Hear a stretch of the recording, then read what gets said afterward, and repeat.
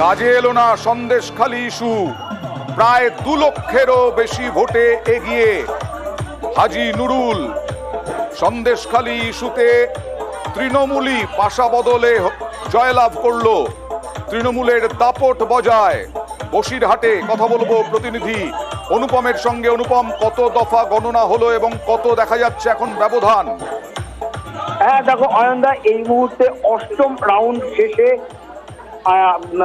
বসিরহাট লোকসভা কেন্দ্রের তৃণমূল প্রার্থী হাজী নুরুল ইসলাম 1,92,159 ভোটে এগিয়ে রয়েছে। তার প্রতি যে মোট 3,61,338টা ভোট পেয়েছে এবং তার প্রতিদ্বন্দ্বী বিজেপির প্রার্থী রেখা পাত্র, সে ভোট পেয়েছে 1,69,179।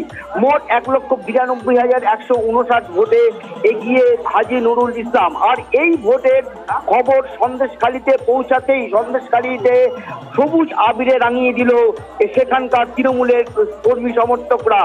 যে সন্দেশখালী নিয়ে রাজ্য রাজনীতি তোলপাড় হয়ে গিয়েছিল, যে সন্দেশখালী নিয়ে প্রধানমন্ত্রীর মুখে বারবার শোনা গেছে সন্দেশখালীর নাম, যে সন্দেশখালীর প্রতিবাদী মহিলাদেরকে সারা রাজ্যে বিজেপি তাদের মুখ করে তাদের প্রচারে নামিয়েছিল, সেই সন্দেশখালীতে এবার সবুজ আবিরে রাঙিয়েছিল সন্দেশখালীর তৃণমূল কর্মী সমর্থকরা।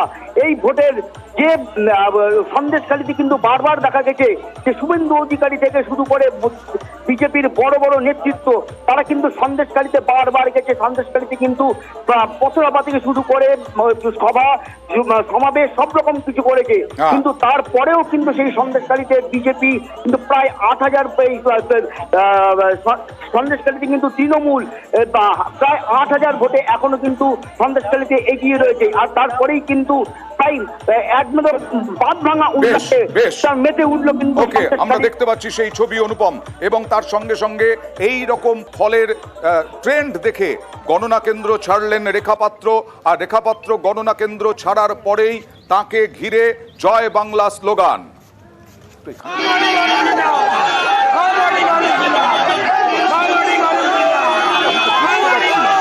আমি তো দেখতে পাচ্ছি না, আমাকে এখানে দাও না ছবিগুলো।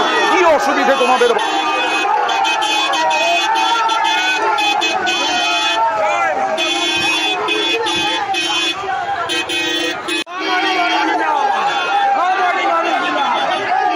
আর রেখাপাত্রকে ঘিরে জয় বাংলা স্লোগান। আমি বিশ্বজিতের কাছে যাব, যে এর মানে তো নারী নির্যাতন হয়নি বা জমি দখল হয়নি, এটা প্রমাণ করে না, কিন্তু শুধু সন্দেশখালী দিয়ে একটা গোটা লোকসভা জেতা যাবে, এইটারও বিজেপির কি কৌশল ছিল?